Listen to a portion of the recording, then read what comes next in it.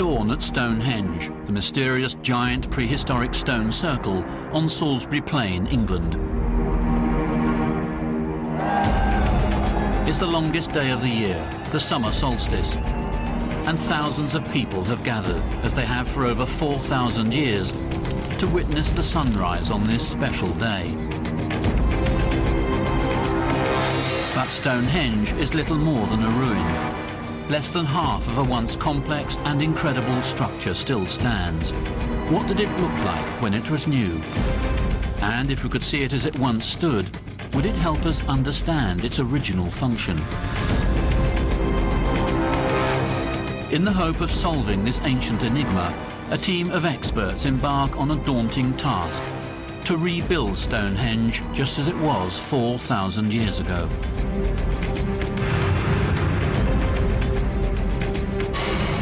This will be a complex construction project, from drawing board to megaliths.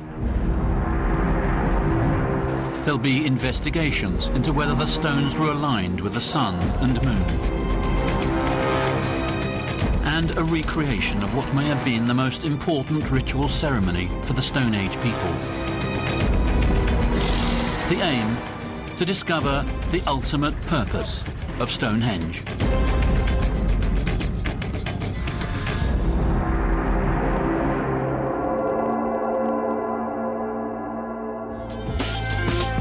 Stonehenge is a spectacular but curious architectural construction, one of the wonders of the prehistoric world. The largest stones exceed 40 tons, the weight of a fully loaded 18-wheeled truck, and tower to almost 23 feet in height.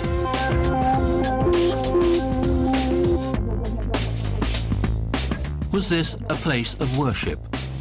Were humans sacrificed here? Or was it a giant astronomical calendar? The ruin we see today cannot solve these mysteries. It's impossible to understand its original purpose because the monument is so derelict. But a revolutionary new experiment might be a way to unlock its secrets. Archaeologist Mike Pitts has spent his life asking himself these questions. After almost 3 decades of research and excavation, he's a world authority on the monument. To release the secrets of the stones, he thinks it's time for a new approach.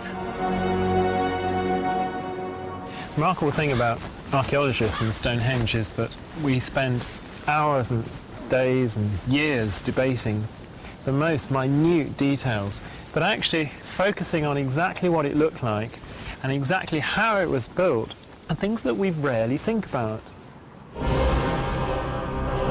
Pitts will oversee a mega construction project to recreate Stonehenge exactly as it was 4,000 years ago. A world first for modern archaeology.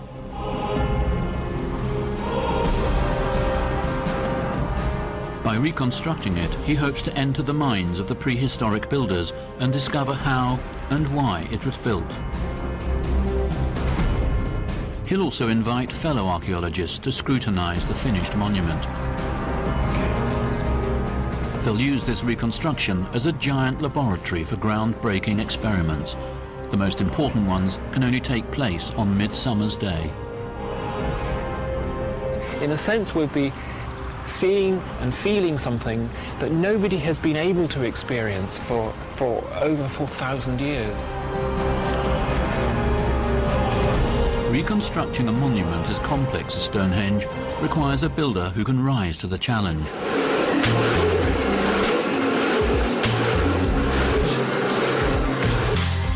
This is the home of Crawley Creatures, Emmy award-winning special effects designers.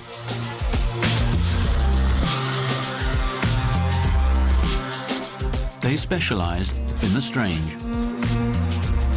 Everything from werewolves to huge sea monsters. But they've never tackled anything as enormous as this. We've made a lot of crazy things in our day, and now we've asked to make Stonehenge, a full-sized version of Stonehenge. Not a model, a full-sized version. And it's going to be huge. And constructing Stonehenge isn't the only challenge. They have to find somewhere big enough to make it in. The giant structure is 100 feet in diameter and over 24 feet tall. They set out on a nationwide search for a covered space large enough to house the giant project.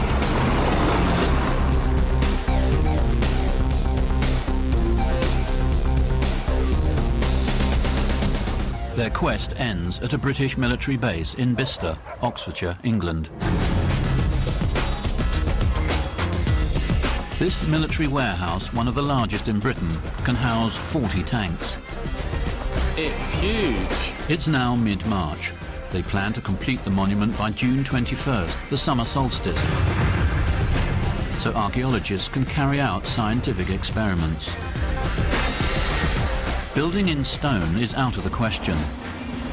They need a material that is easily workable, so they can create an exact replica in just 3 months. Years of experience in the movie business provide the solution: styrofoam.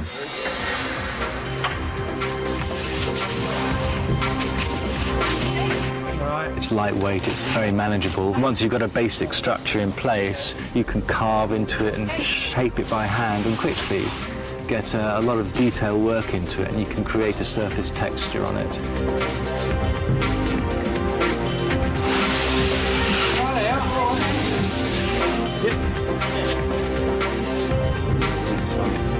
Yeah, there and there, please. Even using styrofoam, it's an immense undertaking. They're there. I think it's these ones.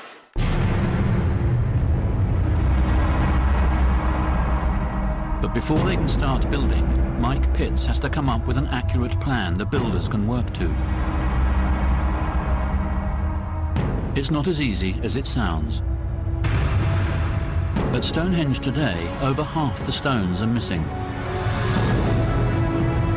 Others lie shattered in pieces. In search of clues, he travels back through time to the origins of the structure.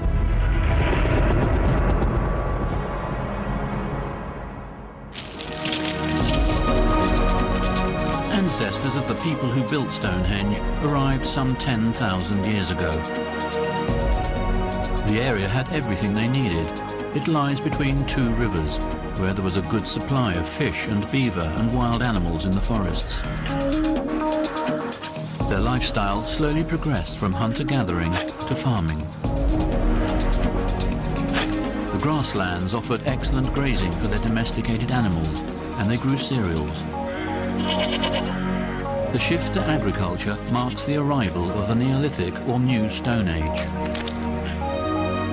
The previously nomadic people now began to build. Metal was still unknown, so they mined local flint to fashion tools.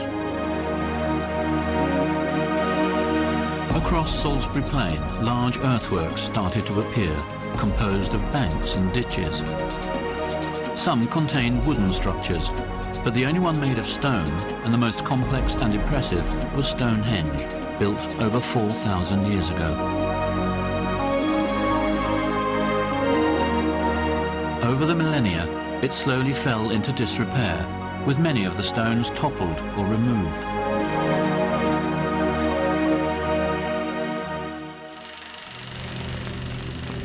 In the 19th and 20th centuries, archaeologists began excavating the site and even re-erected some of the fallen stones.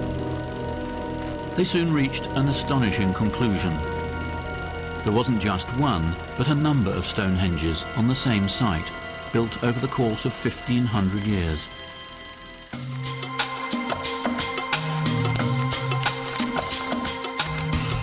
Drawing on hundreds of years of archaeological study, Pitts pieces together all the available data.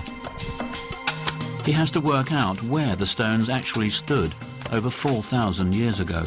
But a lot of them are actually missing, and we just don't know what's happened to those. He'll try to pinpoint the position of the missing stones by using aerial photographs. They'll expose the deep pits and scars, hard to see from the ground, that may have held the stones. From the air, it's much easier to make sense of Stonehenge than it is on the ground. The northeastern side of the monument is relatively well preserved, and then on the west side and on the south, we've got huge gaps, and in fact there's not a single lintel in place. Slowly, he assembles a near-complete picture of Stonehenge. The first structure dates from around 3000 BC, 300 years before the Egyptians built the pyramids. It was a circular bank and ditch. The ancient engineers dug 56 holes, which may have held wooden posts. Over the next few centuries, more posts were erected. 500 years later, the wooden posts were replaced by stones. Then, around 2400 BC, all the stones were removed and replaced by much larger ones, capped with flat stones.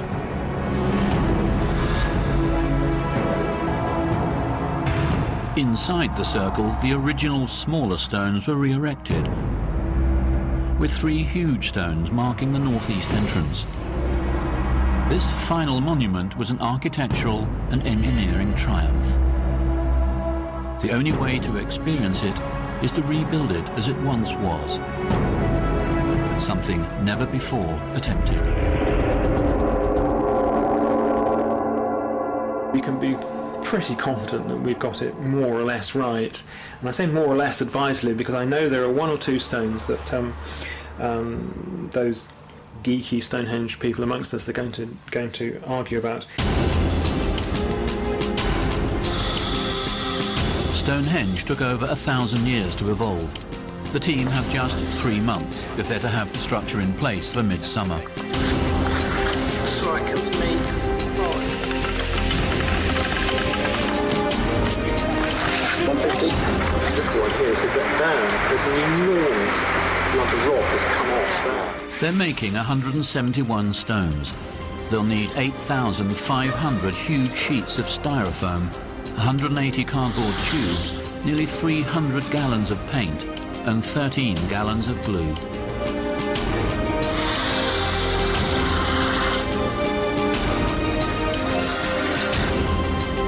The first components completed are the curved horizontal stones known as lintels that lie on top of the giant uprights. They must interlock precisely if they're going to form a circle 100 feet in diameter. It requires precision engineering of the styrofoam blocks. The team use heated wires to shape each lintel. Over 4,000 years ago, the Stonehenge builders had a more difficult job.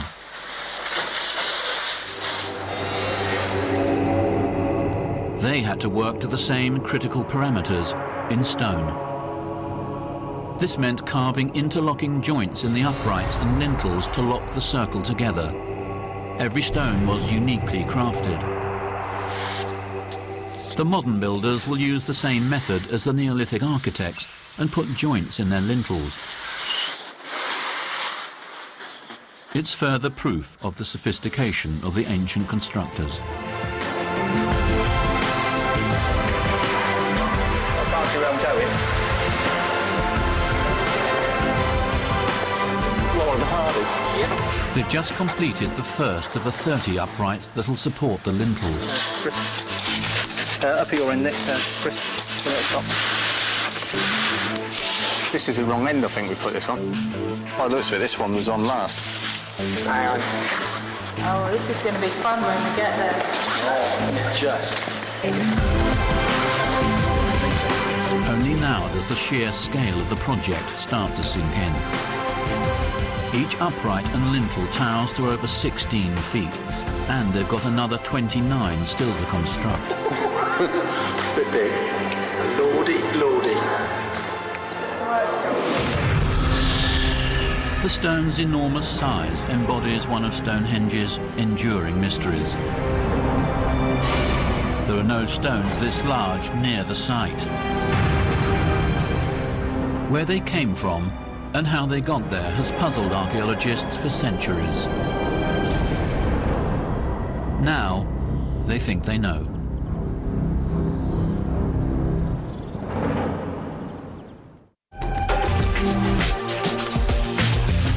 It's late March at the vast military workshop in Oxfordshire, England. The construction team has less than 3 months to complete an ambitious project to recreate and erect a full Stonehenge replica, and it's nowhere near complete.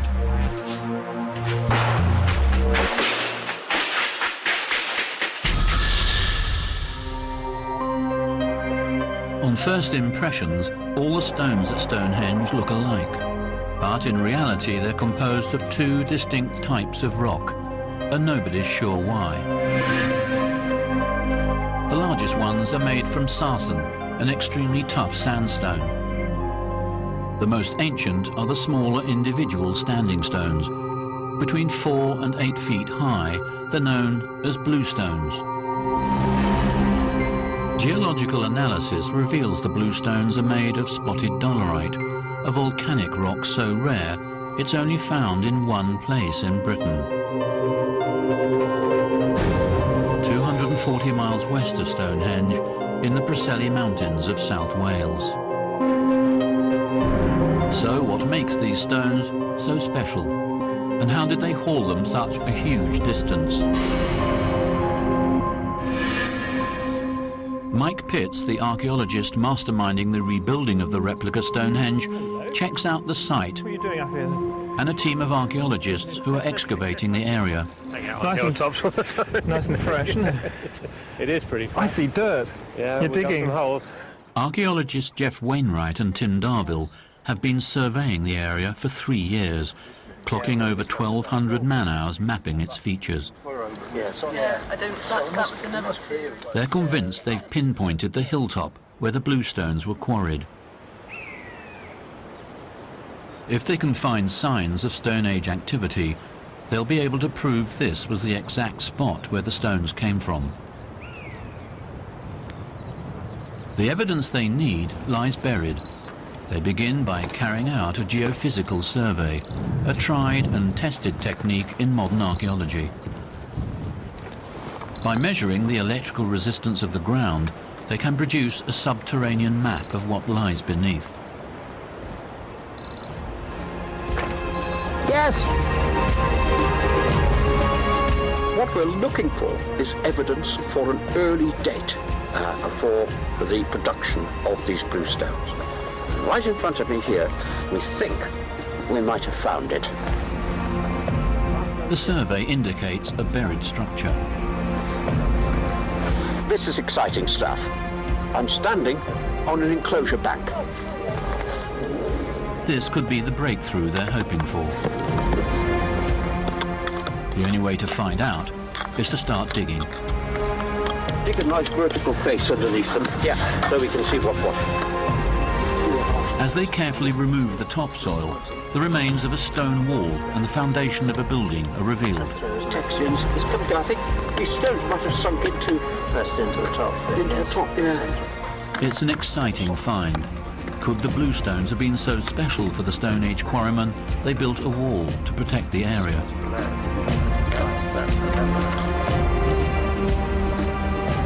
These discoveries all point to prehistoric activity. Have they found the quarry where the Stonehenge bluestones came from? I'm modestly confident that we're working on a prehistoric enclosure. The evidence for that will emerge in due course. The ultimate proof will depend on the carbon dating of the soil samples they're gathering. But for the archaeologists, there's little doubt.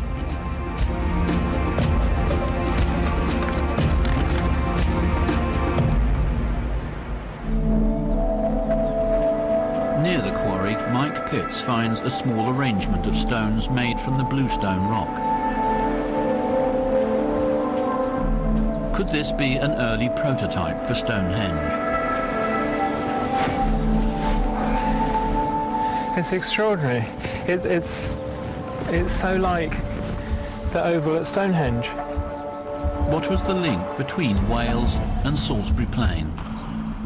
If you're at Stonehenge and you know roughly the direction from which these rocks have come, and you look that direction, then you're looking to the direction of sunset. it's very common in so many cultures. The sun goes down over the horizon, it goes down into the underworld, into another world of ancestors and death.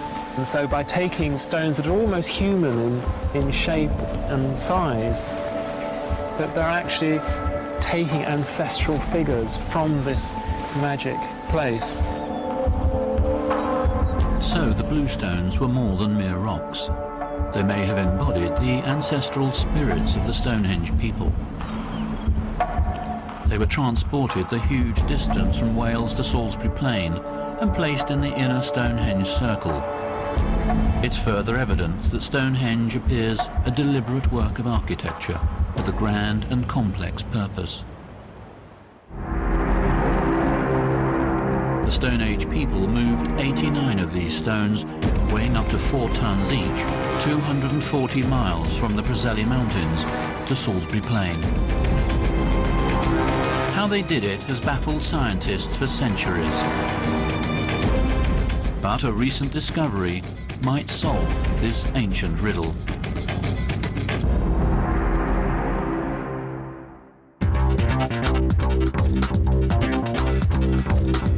At the Bicester Military Workshop in Oxfordshire, England, the construction team now have only 8 weeks to complete the rebuilding of Stonehenge.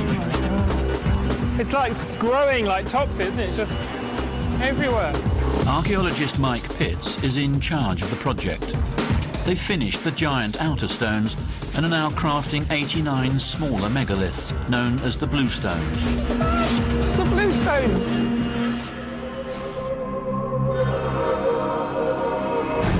The real Blue Stones had to be hauled from the Preseli Mountains in South Wales, 240 miles west. How did the ancient builders move 89 stones, each weighing around 4 tons, over this distance? Even if they managed to drag them down the mountains and haul them through the forests of Wales, they still had to navigate the Bristol Channel, Britain's biggest tidal estuary.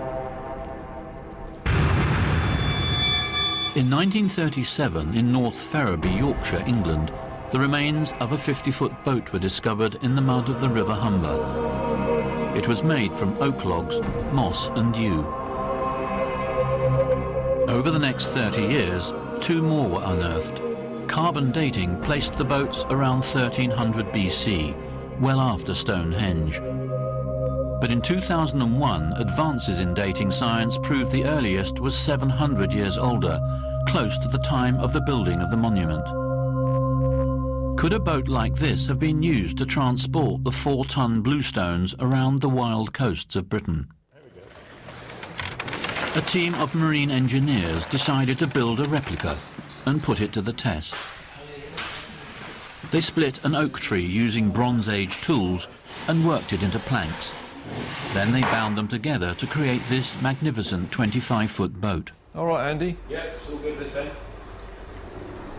They're all clear here. We'll go right wide up here. It's half the size of the original, but exact in every detail.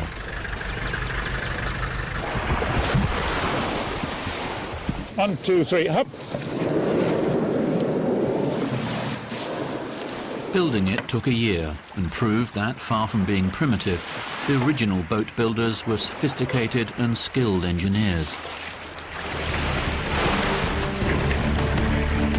The discovery of what could be a prehistoric oar blade suggests that the boat was rowed, and at 50 feet long, it would have had space for 18 rowers. On the half-scale model, 2 rowers, each with 2 oars, can reach a respectable speed of 4.5 knots, the same as a small motorboat.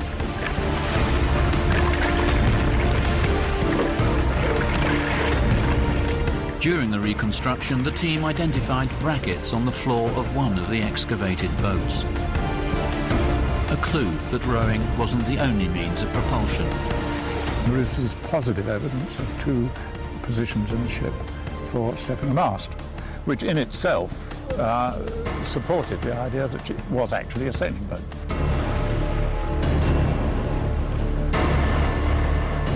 Sails make the boat much faster and don't tire the crew, so the range is greatly increased.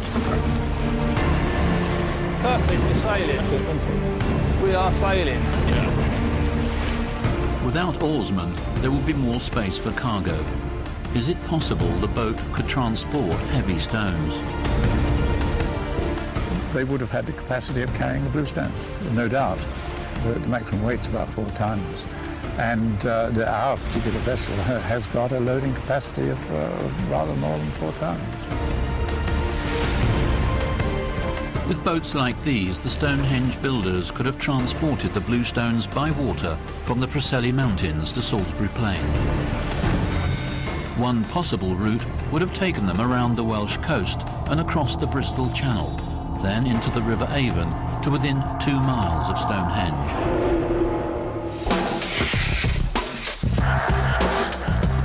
In the workshop in Oxfordshire, most of the styrofoam stones are now complete. The construction team face a new challenge: how to transform the raw white blocks into something that looks and feels like stone. The real stones have a distinct shape, texture and colour, which Claire Kinross, the project's artist, needs to recreate accurately. I've got 57 and 58, which are these two here. She goes to Stonehenge to examine the megaliths close up. Some appear natural, as they were when they came out of the ground. Others seem to have been carved into shape. Archaeologists have suggested that each pair of the larger stones represents a male and female form. She meticulously records the shape of each stone so the team can make exact styrofoam copies. Colour is also important. The drab grey apparent today is not how the stones looked when they were new. 4,000 years of moss, lichen and weathering have taken their toll.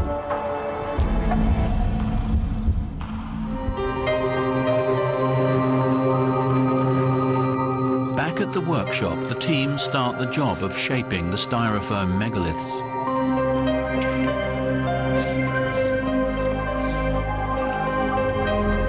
They're using an old trick learned from years in the movie business. They trace the outline of each stone onto acetate film and project the images onto the sides of the bare styrofoam blocks. That's nicely focused, isn't it? They mark out the profile and start sculpting.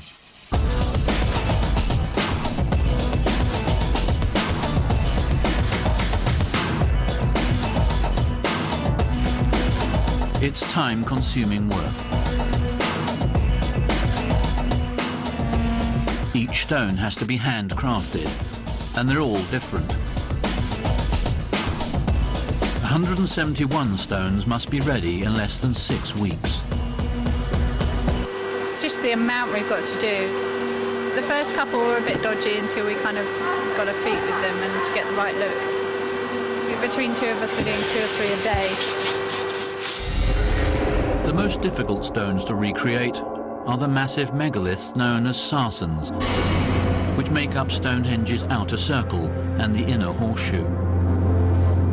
The original stones probably came from the Marlborough Downs in Wiltshire, 20 miles from Stonehenge.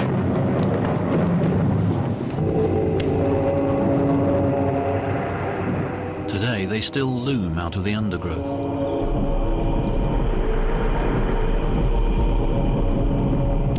The scene has changed little in 4,000 years. These forests with their strange giant stones look much as they would have in prehistoric times. It's a very special place for me because it takes me back into the Neolithic, into the world of the people who came up onto the downs here looking for sarsen stones that they could turn into megaliths. Mike Pitts thinks that the people who built Stonehenge believed these stones had magical properties. These areas of dense forest and stone, remote from settlement, would be places perhaps to be feared, and certainly places full of stories about perhaps ancestors and gods and spirits And so the stones would already be endowed, I think, with an element of mystery and power. Some of these were taken, as it were, ready-made megaliths were taken out of the forest and used on their more formal ritual sites. Pitts also feels the choice of stones was based on more than magical powers. There's an artistic integrity about their layout at Stonehenge. A singular vision. There would be at least one person who really understood stone, how to work this sarsen, who can look at this boulder and say, yes, I can see inside that amorphous shape, I can see a Stonehenge megalith, as a modern sculptor would look at a piece of rock. Sarsen is tough, far harder than granite. Although the rocks occur as natural geological phenomena, they still had to be shaped by the ancient stonemasons. Without sophisticated metal tools, a possible way to break a rock was with another rock. It's a different type of sarsen that's even harder than this, that occurs in nodules, in ball shapes, and there are several of these from excavations at Stonehenge, about the size of a decent football. These are really tough, and if you bounce these on freshly quarried sarsen, I think they would break much more easily. That's the theory, but it's never been put to the test. John Lloyd's family has been working local stone for 7 generations. As an experienced stonemason, he's sceptical that primitive man could ever have worked sarsen. It's horrible. It's really horrible. It's really hard. It's like a big lump of something that's just appeared from nowhere. It's virtually indestructible. To find out who's right requires a practical archaeological experiment. First, they find a local farmer with fields full of sarsens. He agrees to tear one from the ground.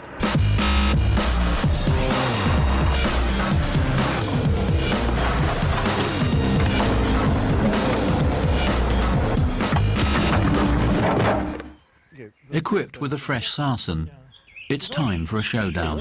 It's hard, isn't it? It's hard. Absolutely solid. First, they try carbon steel tools. With a hammer, stand back. It's just bouncing back, isn't it? It's just bouncing. If I do it with a punch. The modern tools barely make a dent. So Pitt rewinds 4,000 years. He's brought along hard circular chunks of sarsen stone, like those found packing the base of the megaliths. And there are hundreds of these from Stonehenge, and it's the only place in Britain we find these like this, and so there's this very clear connection between the carved megaliths, which are unique, and these great stone balls. And it needs to be this bar needs to be over the edge here. He thinks they could have been tied to an A-frame. What I'm trying to do is hit it near to this edge here and see if I can knock off that corner. I'm going to put some goggles on. It's the first time this experiment has ever been tried. Give this a really big swing. Right in. Yeah! The ancient stone tool works like a charm. It's not bad for a start, is it? Well, I'm rather impressed, I must admit. And given the guys who built Stonehenge really knew what they were doing, that's not bad. This technique may be slow, particularly on a 23-foot sarsen. But unlike in the modern world, the one thing ancient Britons had plenty of was time.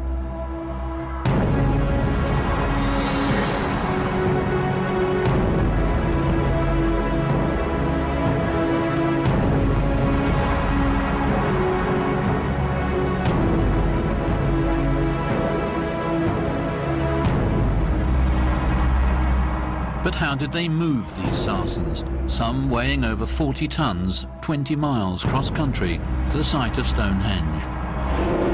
Unlike the bluestones, the sarsens were way too heavy to be transported by ancient boats. It's a question which has confounded archaeologists for centuries. A new theory suggests an elegant Stone Age solution. Right, hold it there a minute. After months of painstaking work, the Stonehenge builders are reaching the final stages.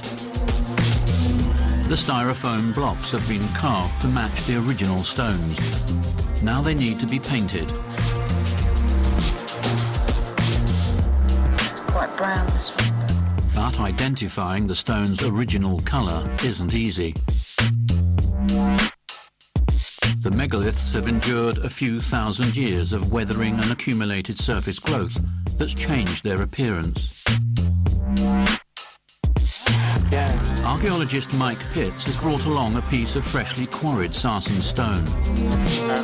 The exposed surface looks quite different. See here that this is the fresh broken surface, and here you've got a bit of the original boulder. You see it starts off a kind of grey, silvery crystalline, and then it goes pink as you get further in. They examine dozens of paint charts to match the new colour. The team mixed 224 gallons of this paint with texturing to give the stones a waterproof skin that looks and feels like rock.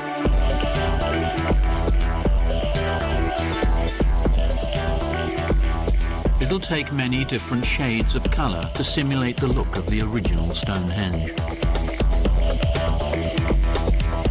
There's no photographic material to compare it to match to, so this is all we have. And so this is what I mix my paint to match.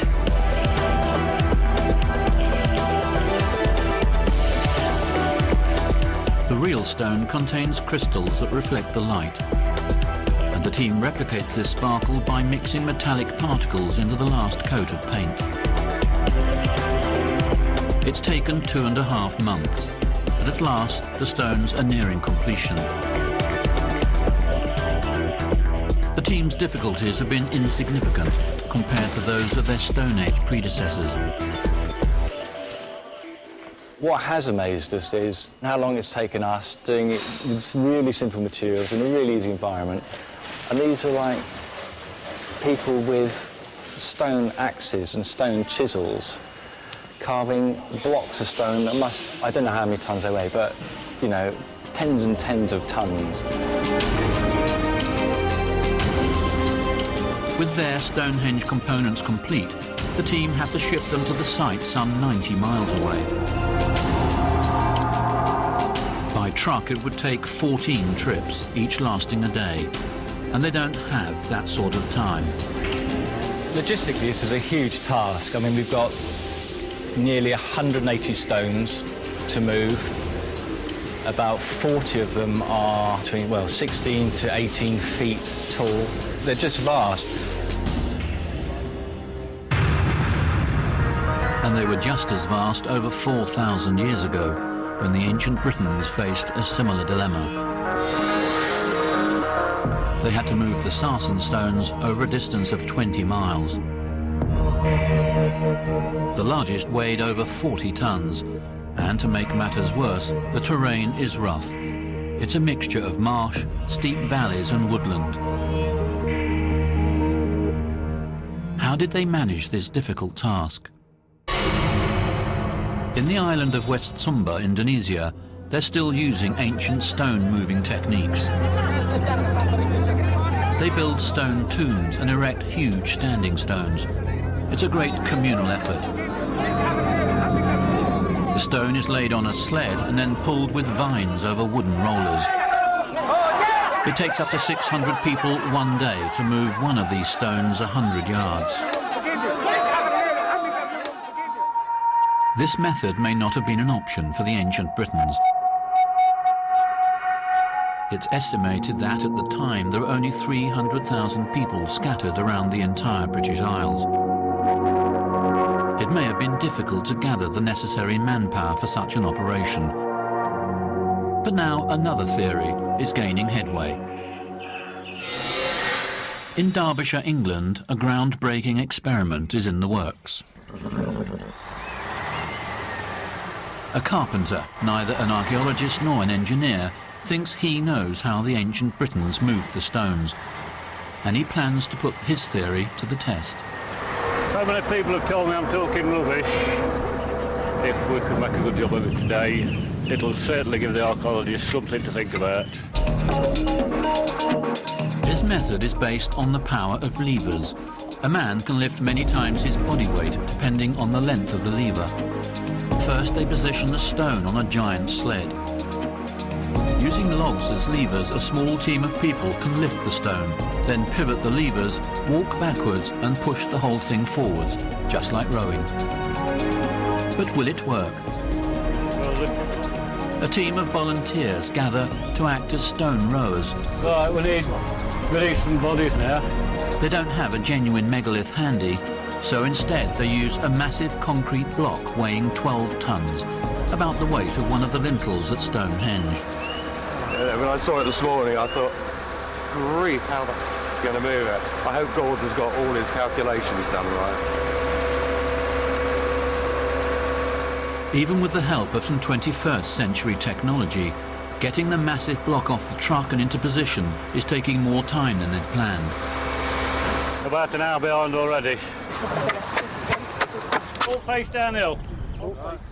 Right, when you're ready, this side first slightly, press down. This side, down. The technique seems simple, but it's harder than it looks. All the way down. Right, down, down, let it go. Not working, is it? The problem is that the levers are sliding under the stone and jamming against the ground. It calls for a technical modification. They cut notches in the ends of the logs in the hope of stopping them slipping. Ready? 1, 2, 3, lift. Right down to knee height. Right, while you've got it there, just come step forward, one pace. Good. Absolutely. Fantastic. We'll put a little marker down, see how far we get with each lift. It won't be far, but we can measure that. Right, we're going again? Yeah. Right. That's going to come off the end of the lift. Get your weight to the end of the levers. Walk forward.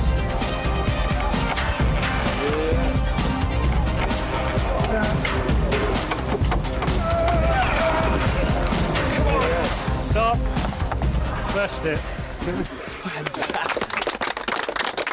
And the total distance covered? 38 inches. Next time, we'll do that in 15 minutes instead of all day messing about. And they do. And then release the levers all together. They recruit more people so they can add an extra 4 levers on each side. Everybody ready? Raise! Okay, roll! Come on, guys! And release. Raise! Row! Come on, guys!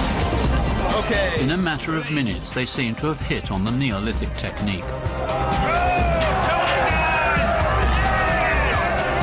They're operating like a well-oiled Stone Age machine. And release. The result is astonishing. Okay, let's have another measurement. So how far is that, Simon? 23'7". Wow, 23 feet 7, guys! Brilliant! It's estimated that using this method, it would have taken 32 people at least 3 months to move a stone of this size 20 miles to Stonehenge. Although it may solve one problem, it introduces another. How were the ancient builders able to erect the stones and raise the giant lintels that rest on top?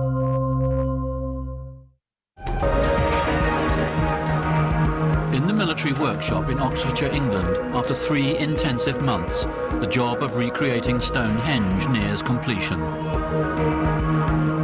Mike Pitts is the archaeologist in charge of the project. But looking down through here, looking at a lot of stones close together, the effect is quite spectacular. And when we have this outside, it is going to look extraordinary. The building site is over 90 miles from the team's workshop, close to the original Stonehenge. To transport the styrofoam stones by road would require many truck journeys. With only 2 weeks to go to the summer solstice, this would use up vital time. Time they just don't have.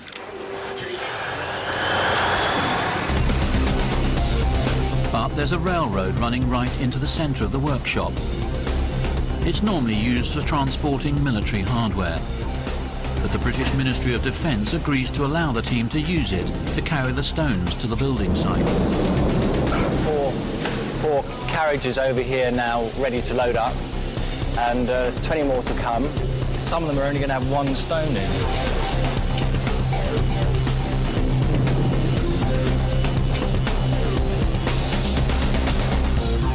It takes 5 days just to load them. They can't do it any faster, or they'll risk damaging the carefully crafted stones.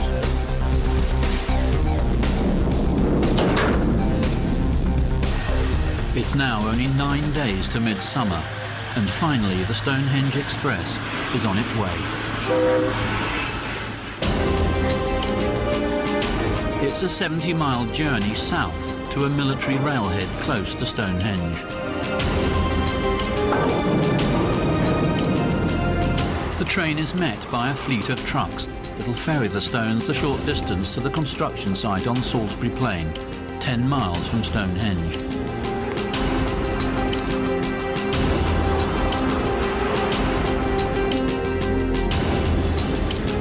It's perfect for experiencing the summer solstice as it was 4,000 years ago. It lies on the brow of a gentle hill and has a clear sightline to the northeastern horizon where the sun will rise. Roll steady. They now have just over a week to assemble this giant jigsaw. Erecting the stones calls for a scientific approach. They must precisely match the position and alignment of the original, so the archaeologists can conduct their experiments. The 40C is the next one up. This is the altar. That's the altar. The other end of the altar. Mike Pitts uses stakes to mark the position for each stone from his detailed plan of the original. 40D coming up, if I can get hold of this. He uses global positioning technology to ensure pinpoint accuracy. The builders lay out the lintels of the sarsen circle on the ground, aligning them with the markers.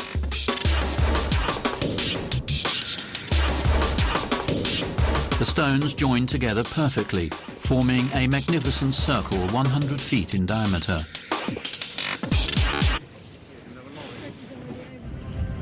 Next, the sarsen uprights.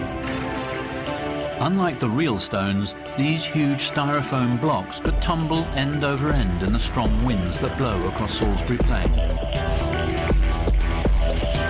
At Stonehenge, the real stones are sunk deep into the ground, but that option isn't open to the modern builders.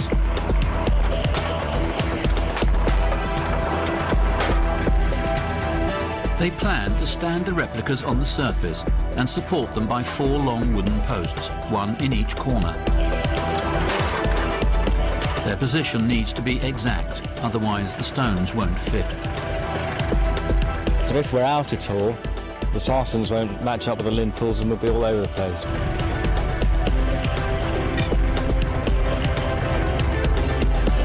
The replica stones only weigh a few hundred pounds, but still need a hydraulic forklift to raise them. The real stones weigh up to 45 tons. How were they erected 4,000 years ago? Archaeologists believe Stone Age man had an ingeniously simple solution. Excavations at Stonehenge reveal holes dug with a slope at one end, probably using simple tools like deer antlers. They slid the stone into the hole at an angle. So we'll do that first. Now I'm representing, I don't know, 50 people. Good strong men. Next, they had to haul it upright. So that wasn't too difficult. They'd attach ropes to the top end of the stone. Yeah. lifting up the The hardest part was pulling the stone through the last 20 degrees to the vertical. and they'll get it up to about this angle. That's relatively easy. They could have made this easier by building a rudimentary A-frame out of logs, which would give sufficient leverage to finish the task. It will. And then when it's upright, it stops because it's hit the straight back of the pit. And we have a megalith. Bottom on this one. Yeah. Back at the construction site, they're raising the lintels, the horizontal stones that go on top. And this hole here is bottom on this one. Each one also has a hole in each corner, matching posts on top of the sarsens. And they fit together with interlocking joints, an idea they borrowed from the Neolithic builders. The whole thing is incredibly strong as a structure. We're trying to emulate that. Even with the help of some 21st century technology, it's difficult to maneuver the replica stones into position.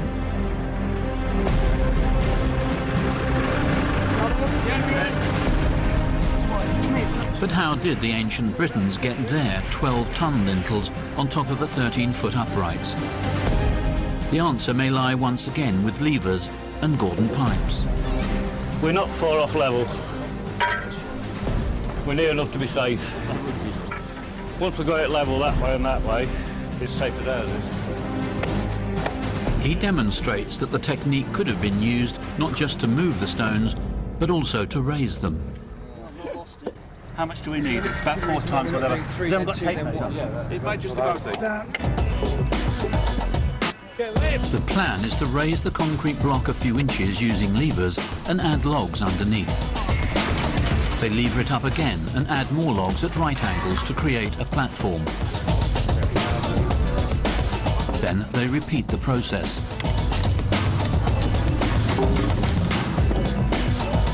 The team of volunteers raises the block 2 feet off the ground. Then they hit a problem. The wooden levers are now too high in the air to reach.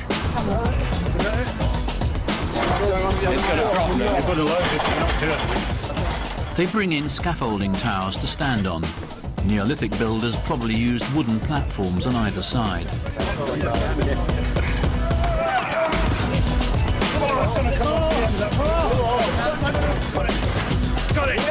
After just 1 hour, the team have raised the lintel almost 3 feet.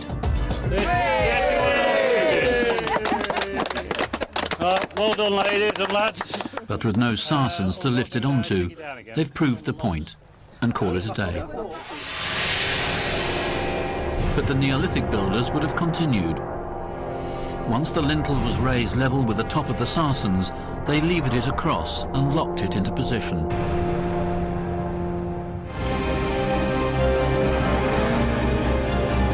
The giant jigsaw that is the new Stonehenge is coming together.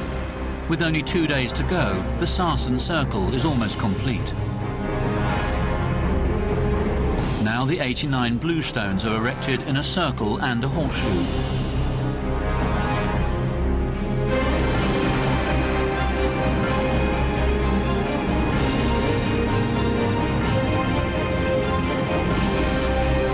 This project has left the team with a sense of wonder at the achievements of their prehistoric predecessors.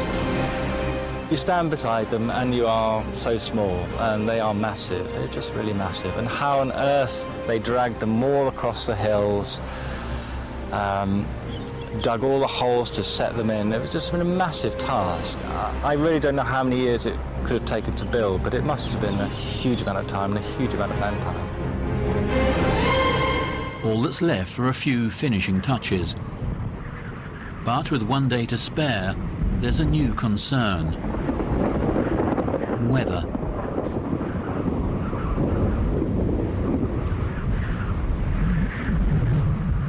Got a few gusts of wind coming over now, and I don't know if you can hear, it's quite a lot of creaking going on. It's a bit like an old 7-mast ship with the rigging creaking in here at the moment. We're running out cable stays to support it because they've been shifting a good foot or so at the top, which is really quite worrying. You hear that one over here is going now. Will it survive the night?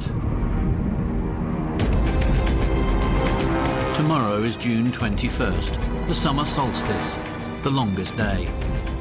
At 4:58 a.m, dawn will break for the first time in 4,000 years over a complete Stonehenge. A team of expert archaeologists will travel back in time and carry out experiments that they hope will answer the ultimate question: what was Stonehenge?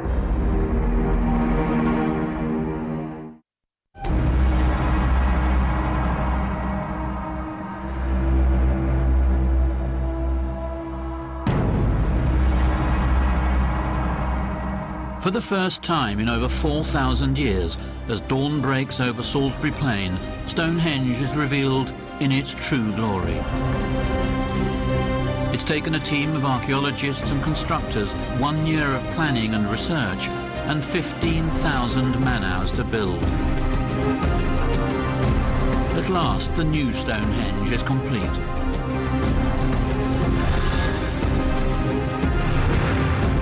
171 giant stones, each precisely positioned to form a perfect circle.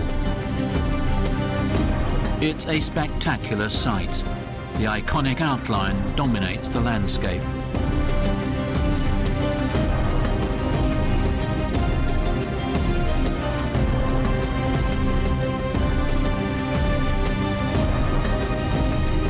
Archaeologist Mike Pitts has been in charge of the project. It's the realization of a dream. There are so many thoughts going through my head as I see this now.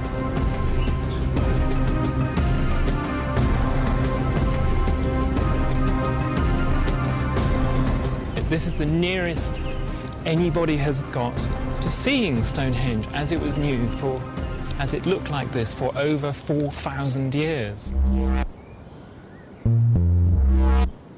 Now that Stonehenge is complete, the stunning impact of its unique architectural design can be fully appreciated.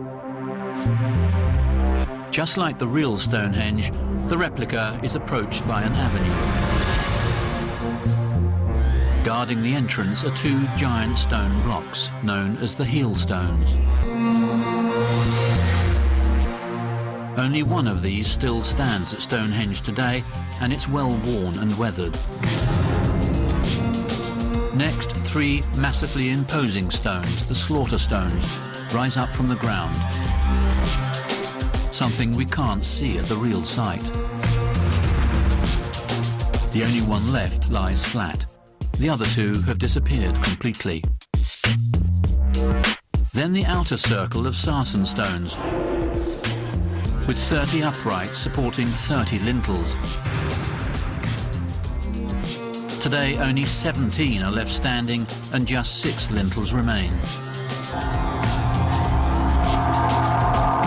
Inside the circle are 5 large pairs of stones, each supporting a lintel and arranged in a horseshoe. These are known as the trilithons. The largest is over 24 feet tall. For the first time, it's possible to see how they dominate the inner circle.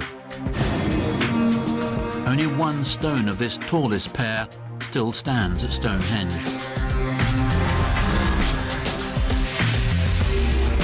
Within the sarsen circle is a bluestone circle and horseshoe, a total of 89 stones.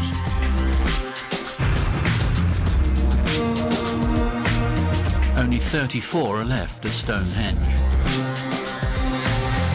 The largest of the blue stones, the altar stone, stands proud at 14 feet. At Stonehenge, it lies snapped in 2 pieces.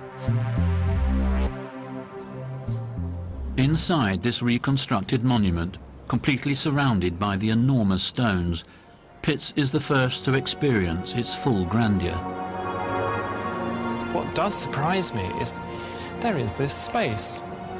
And today, if I stand at this point in the real Stonehenge, I'm surrounded by great blocks of stone where some of the largest megaliths, like this one here, and that one over there, the really big one, and the lintels on top, and several of these blue stones have collapsed into the center and broken and lie in a heap of boulders and just fill up this space. So to see that complete is fabulous.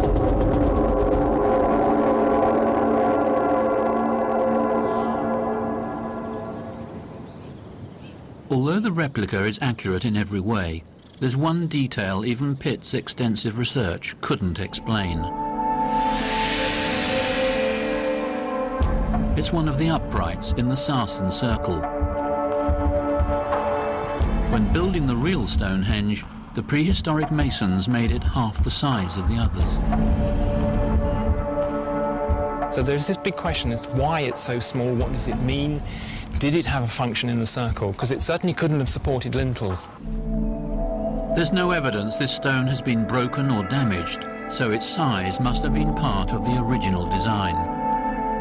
I looked very carefully at the original stone on site, and I'm quite convinced that all 4 faces of this megalith have been dressed, have been carved by the Neolithic engineers. Pitts believes the Sarsen circle would have been complete. Instead of 2 stone lintels, he thinks there could have been 2 wooden ones supported by wooden posts. And that's really to emphasise this symbolic break. There's something happening here. There's a reason for this small stone to be here. He thinks it could have been an entranceway, and the wood was marking something important. It's a controversial theory, but evidence for wooden posts in this position could be determined by further archaeological investigation. The beauty of that theory is that it can be tested because there has been no excavation around the base of that stone. So at some time in the future, one of us could actually excavate there and see if there is at least one really big post hole. The completed Stonehenge replica is unique. This is an archaeological laboratory constructed on a huge scale. For the first time, a group of the world's leading archaeologists can carry out a series of remarkable tests. It's a stunning achievement just as a building. Can they discover hidden properties in the architecture? No other building in the landscape reproduces the acoustics of Stonehenge. Is there a way to understand the relevance of the sun and the moon to the people who built the monument? Part of the symbolism of a site was to incorporate astronomical things as part of the workings of the cosmos that people knew about. Can they find a religious significance in the layout of the stones? I do wonder if these represent individual people, the ancestors embodied in the Neolithic 4,500 years ago. Will their findings reveal what mysterious ceremonies were held here? The aim of these experiments is to discover the true purpose of Stonehenge.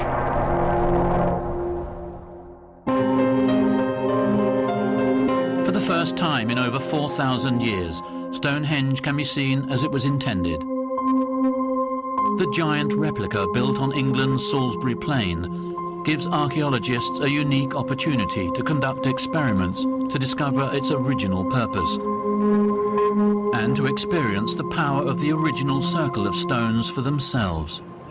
They look new, and that's a way that we don't see megalithic monuments, prehistoric monuments these days. Clive Ruggles is an archaeoastronomer. He studies how ancient monuments relate to the sky. The popular view of Stonehenge is that it was some sort of ancient observatory. That sort of myth arises from people looking at many, many different alignments at the site on the rising position of the sun and the moon. Most archaeologists agree that Stonehenge was deliberately aligned towards the rising sun at midsummer. Today, over half the stones are missing, so it's never been possible to chart the true effect of the solstice sunrise on the monument. Now it's been reconstructed, Ruggles has a rare chance to see what really happens at midsummer sunrise. But his astronomical research shows that the angle of the Earth on its axis has slowly changed. Where the sun rises now is not where it rose 4,000 years ago. It's moved by half a degree of latitude. He's plotted where this position would have been and plans to simulate it with the reconstructed monument.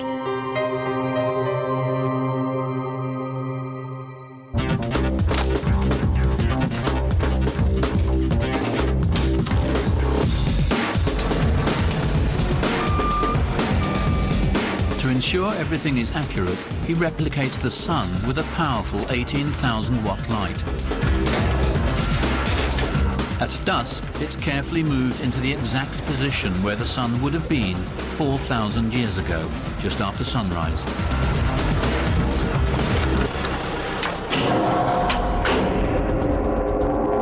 The result is awesome.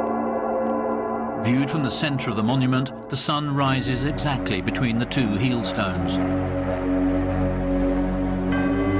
The shaft of light is split by the 3 slaughter stones before it hits the stone circle. It's an incredible moment for Ruggles. Until now, he's only been able to plot the sunrise on graphs and diagrams and imagine the effect.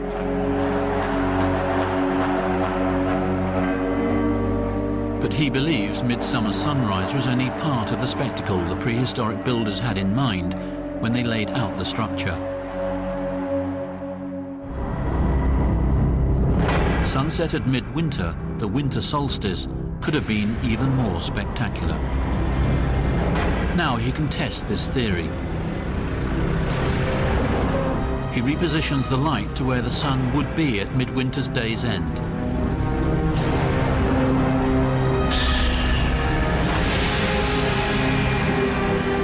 The effect is extraordinary. It seems even more dramatic than the midsummer sunrise. The outer stones seem to be acting as an entrance. A path of light leads to the circle. The setting sun is framed between the 2 largest uprights, like a portal to the heavens. Ruggles believes the ancient builders may have laid out the design with this purpose in mind. Maybe it was more important to see the sun setting at Stonehenge as you approached it up the hill. Maybe that was the important thing. It's a dramatic discovery. Could it be that Stonehenge was deliberately aligned to midwinter sunset rather than midsummer sunrise?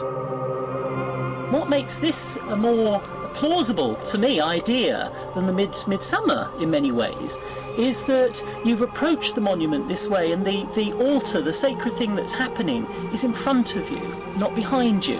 It's the sun setting in front of you. Modern religious buildings are designed to work in exactly the same way. In a church, the processional route leads towards the altar, the Holy of Holies. The focus of attention is in this direction.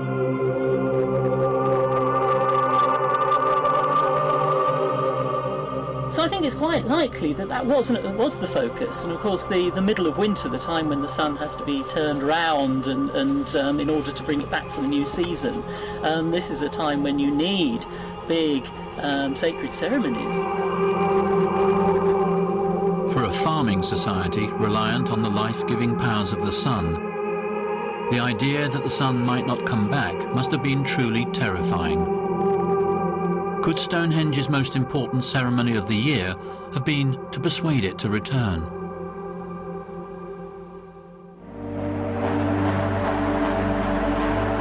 If the monument was aligned with the sun, was it also linked to the moon?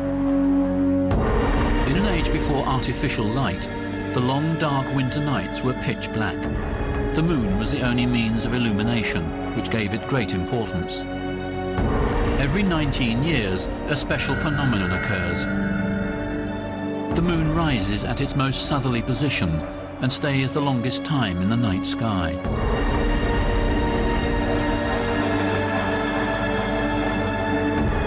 Ruggles believes some of the stones at Stonehenge may have been positioned to mark this important event. He's plotted where this moonrise would have been 4,000 years ago. Now he moves the giant light to this exact spot.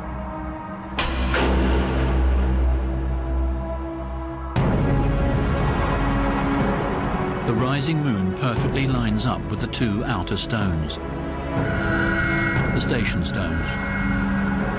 This suggests the Stone Age constructors knew enough about the complicated movements of the moon to be able to mark this occasion.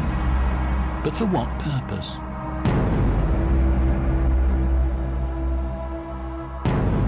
At midwinter, the days are short, and the nights are long. The ability to predict and therefore plan for the longest moonlit nights must have been significant for the Neolithic people, particularly if they were planning ceremonies at this time. But why was the middle of winter so important?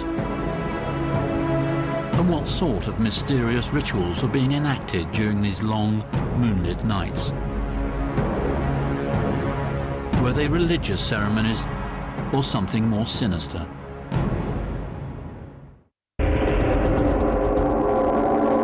Stonehenge, England. A few miles from the now ruined monument, a giant construction project has recreated the original structure. A team of archaeologists can see exactly how it would have looked 4,000 years ago. It gives them a unique opportunity to find answers to the mysteries surrounding Stonehenge. The biggest question of all, what was it used for?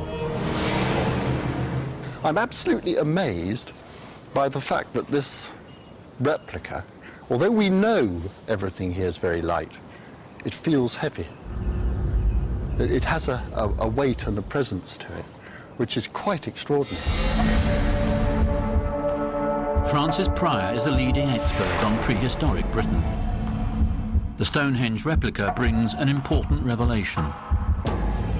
My immediate reaction is that it's extremely hard to see out.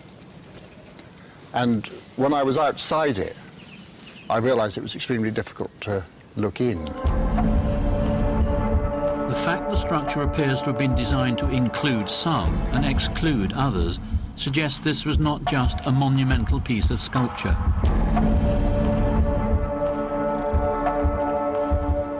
And you suddenly realize that, yes, this is a building. And then you ask yourself, well, what does it resemble most closely? Does it resemble a church?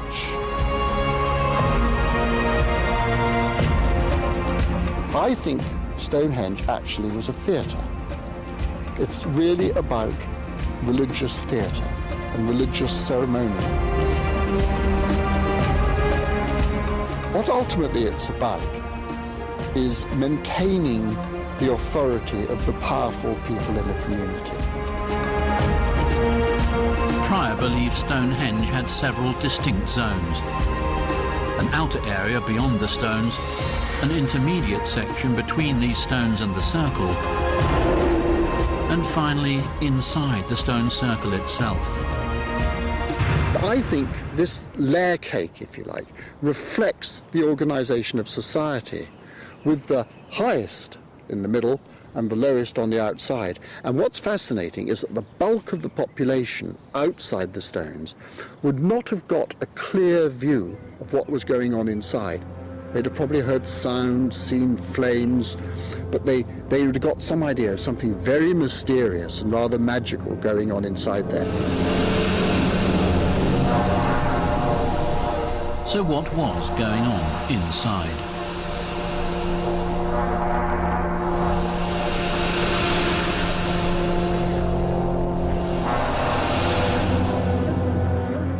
Watson is an acoustic archaeologist. He studies the significance of sound within ancient monuments. I was visiting a stone circle actually in Scotland, and I noticed there that there were some really quite peculiar echoes as we were moving around the interior.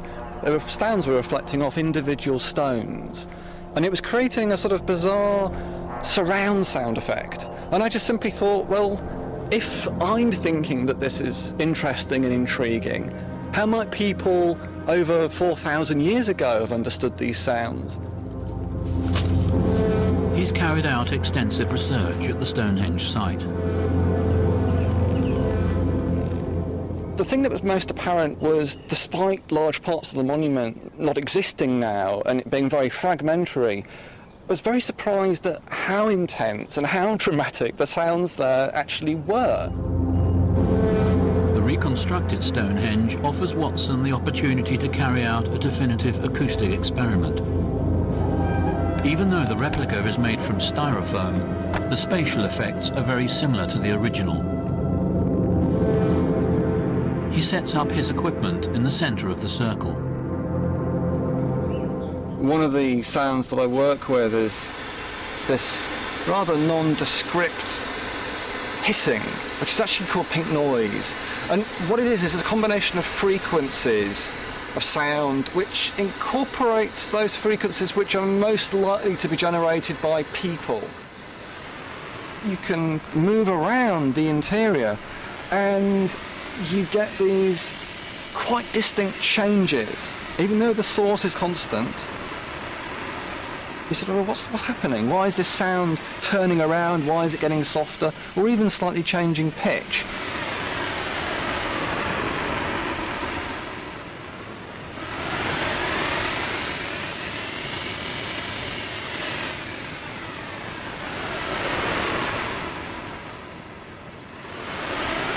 Sometimes, as I move, the bluestones are blocking the sound, then it's revealed, it's blocked and revealed. So there's a kind of a waveform as I'm walking around, so it sort of punctuates the visual, what I'm seeing, with sound.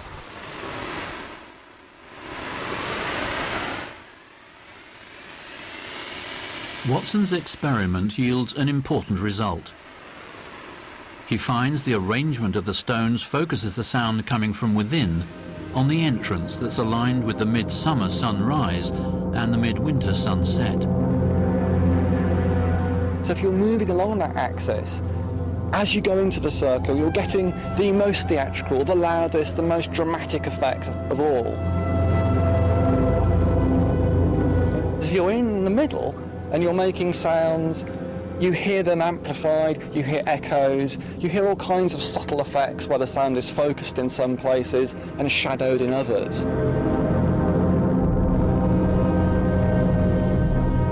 What would you hear if you were outside the circle?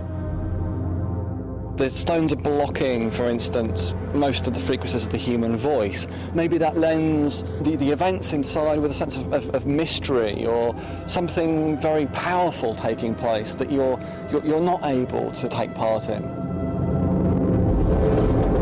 Watson's discovery suggests the prehistoric builders understood the science of acoustics.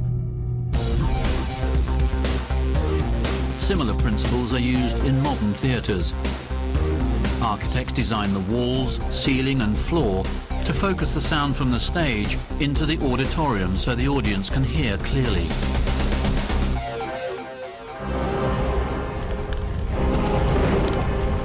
What ceremony was being acted out within Stonehenge?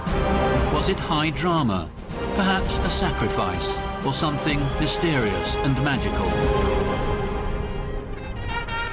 Are there any clues to be found in existing cultures from other parts of the world?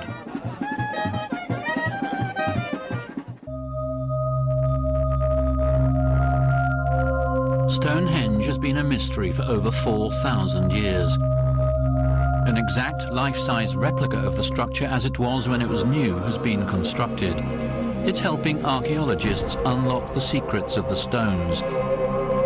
They now believe it was used for ritual ceremonies, the most important of which would have taken place on the shortest day of the year, Midwinter's Day.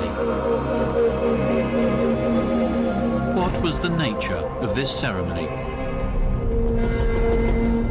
I'm really a specialist in death and burial and the rituals to do with that.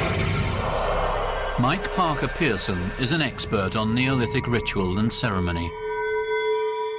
He believes he's found evidence from other cultures that links Stonehenge to the dead.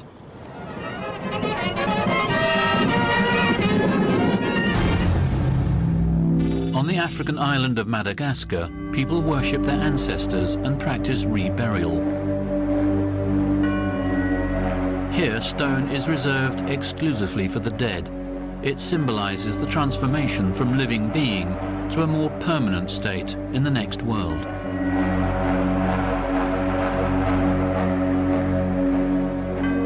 Does this explain why the inner circle of blue stones at Stonehenge were hauled 240 miles from the Welsh mountains?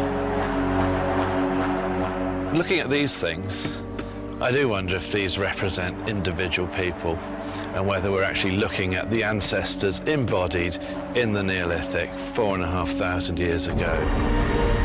Pearson believes the same concept still exists in modern-day Madagascar.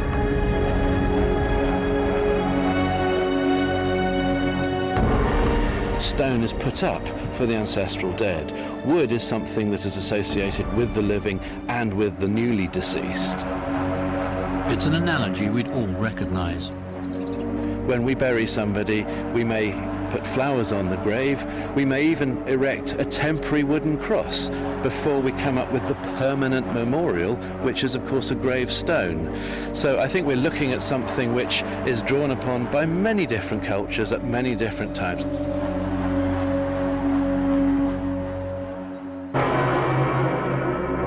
For prehistoric man, the choice of construction material also seems to have been significant. The use of wood and the use of stone had different meanings at that time, that they were putting up wooden circles, just like Stonehenge, just upstream at precisely the same date that Stonehenge was going up in its stone form. Stonehenge is connected by the River Avon to the remains of a wooden circle known as Woodhenge, less than 2 miles away. Pearson believes the timber symbolised the living.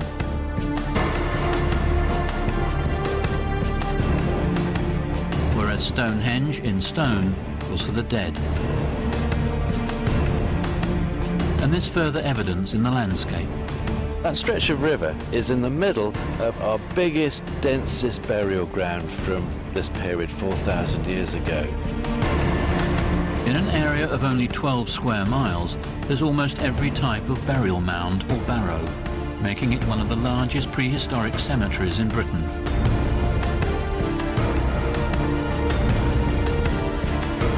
Pearson believes the wooden circles and Stonehenge were built to house elaborate funeral rites. The river linking them together was the highway, both real and symbolic, along which the newly deceased underwent a transformation from the living to the dead and passed into the afterlife.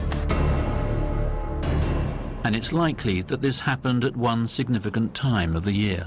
I wonder whether we're actually looking at a really major midwinter ceremony when people are making that journey. They're lighting fires that may have lasted for not just weeks, maybe months, and they're seeing some sort of a procession, a festival of the dead at midwinter.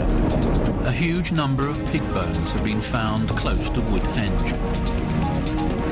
Forensic analysis shows the pigs were slaughtered only during the winter months, evidence of great feasting, supporting this idea of a major midwinter event. It is the logical time of year for such a festival to take place because it is the shortest day. It is as if the whole world is dying slowly. The information from the replica Stonehenge, combined with existing archaeological evidence, strongly suggests it was a sacred site, used for the culmination of a midwinter festival of death and rebirth.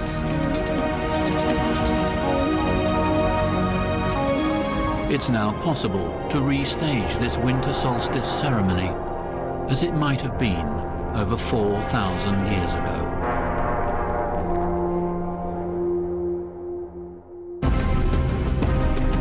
The ambitious project to rebuild Stonehenge has shed new light on the age-old mystery of how and why it was built. Archaeologists have tracked down the sources of the ancient stones. They've come up with new theories about how the Stone Age builders may have moved them, whether on land or water, and they've shown how they could have carved them into shape. By recreating the movements of the sun, they've proved the monument was oriented towards the midsummer sunrise and midwinter sunset, with midwinter perhaps the more important. And they have compelling evidence the stones were used to mark the longest moonlit nights.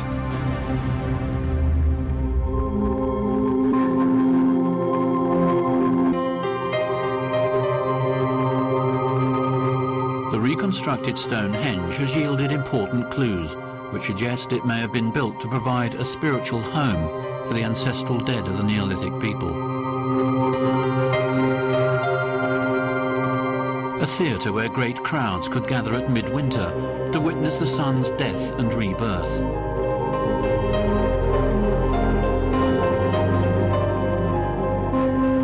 It's now possible to experience this mysterious winter solstice ritual as it might have been over 4,000 years ago.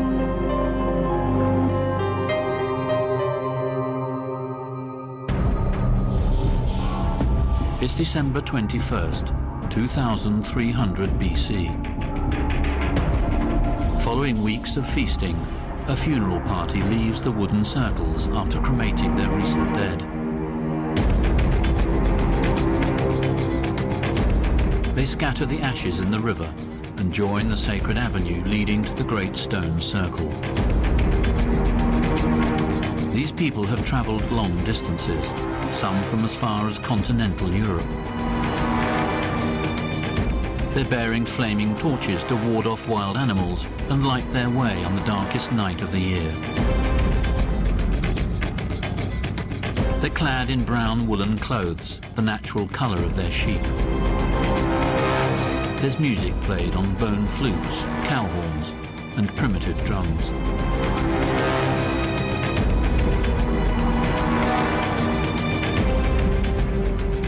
I would imagine that they come here as the finale to see, if you like, the final revelation about the meaning of life. What it is that everybody, all of us, will eventually turn into, that we become ancestral dead. They're carrying one body, maybe someone important who will be blessed by the stones. On reaching the circle, only the pallbearers and leaders are allowed into the inner central space. The others would dare not enter, and circle the blue stones, aligning themselves to guard the gaps in the giant sarsen stones. Now, as the sun sets on the shortest day, the high priest can light a ritual fire before invoking the spirits.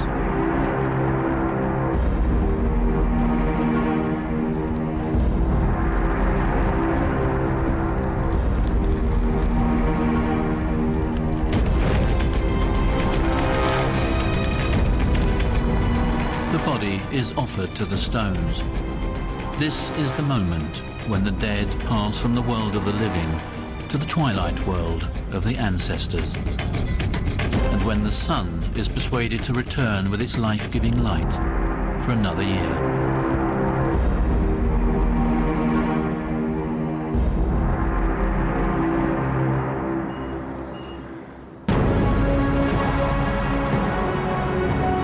The archaeologists who've taken part in this remarkable experiment and experienced Stonehenge as it once was have marvelled at the scope and imagination of its grand architectural design.